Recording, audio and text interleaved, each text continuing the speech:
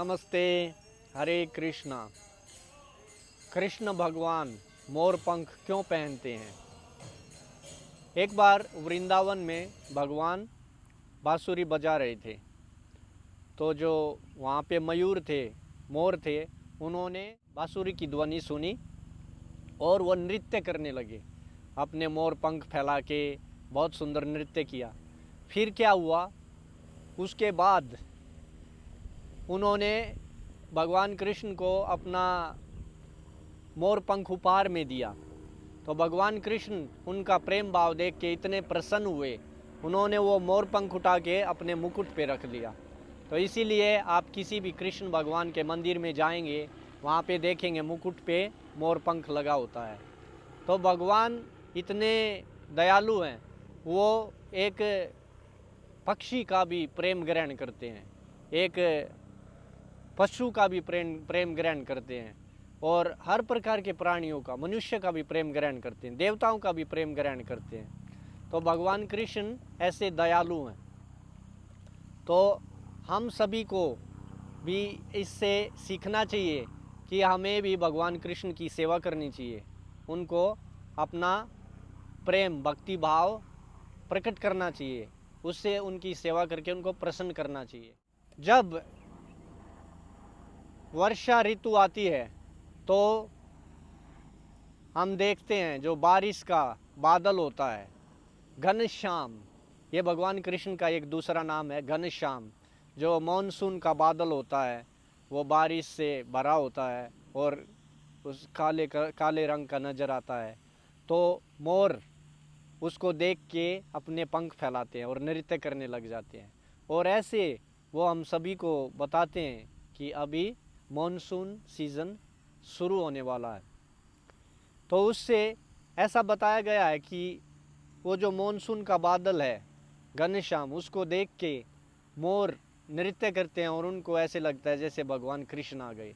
इसी प्रकार जो भगवान के भक्त हैं वो भी, जैसे भगवान कुछ भी ऐसी वस्तु है जो भगवान का स्मरण कराती है, तो उसको देख के वो प्रेम भाव में विभोर हो जाते हैं। जैसे मोर पंख, मोर का नृत्य, ये इसीलिए मोर का बहुत ही महत्व है।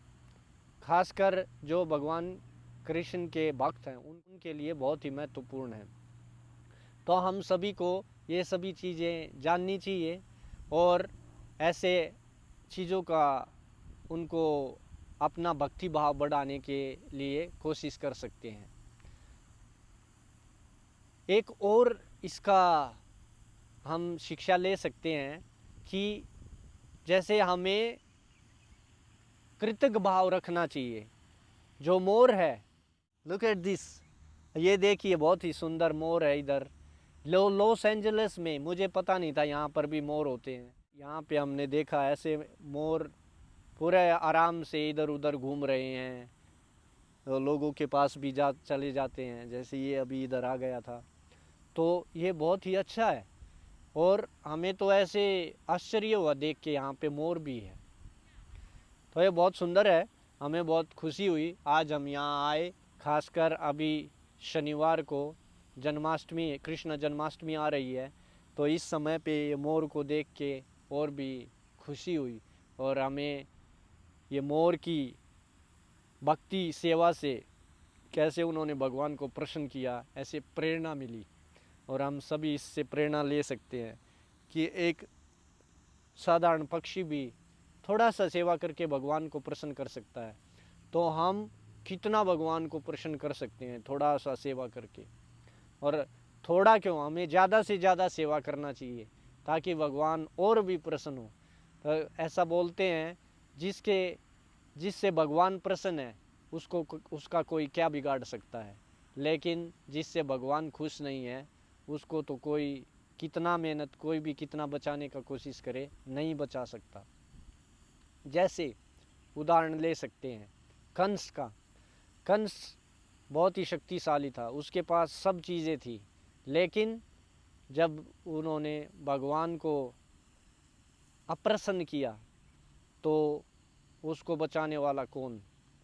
ऐसे ही रावण ने शिव भगवान की बहुत पूजा की थी, लेकिन जब भगवान को उन्होंने भगवान के खिलाफ उन्होंने ऐसा दुर्व्यवहार किया और उससे उन्होंने भगवान को क्रोधित कर दिया, तो उसका हम सभी जानते हैं उसका परिणाम क्या हुआ था। तो इसीलिए हमें भी भगवान को प्रसन्न करना चाहिए ताकि भगवान हमें अपना प्रेम प्रकट करें, ना कि अपना क्रोध प्रकट करें।